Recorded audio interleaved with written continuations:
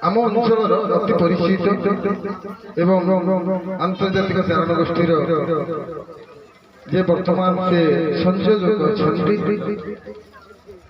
तेणु मुझे चरण वंदन कर उपस्थित रब भाई नट भाई समस्त मोर पूज्य अन्य भाई माने समस्त माँ माने गोटे कथा सर्वोपरि ये अंचल समस्त पंच पंच ये डाकवादी पंच होगा समस्त मो जगन्नाथ सदृश समस्त चरण अनंत गोटे धन्यवाद महान सौभाग्य सार से जो मैंने भगवान कार्य विनियोग ये आम मान मुह कथा नुहे ये शास्त्र सिद्धांत कथा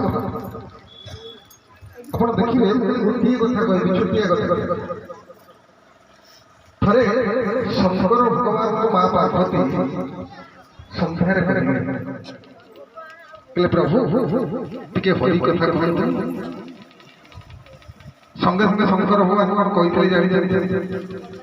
धन्य धन्य धन्य गिरिराज कुमारी तम समना ही उपकारी तमें धन्य तमें धन्य तमें धन्य आपण चिंता करें शंकर भगवान तीन थर धन्य कहे शंकर भगवान तीन थर धन्य ये छोटिया कथा माँ पार्वती कहले प्रभु मु आपणकर सेमती किसी उपकार करना जहाँ आप मत तीन थर धन्य कर मुझे योग्य कहले ना तमें से योग्य कहीं ना प्रथम धन्य ये जे तमें हरि कथा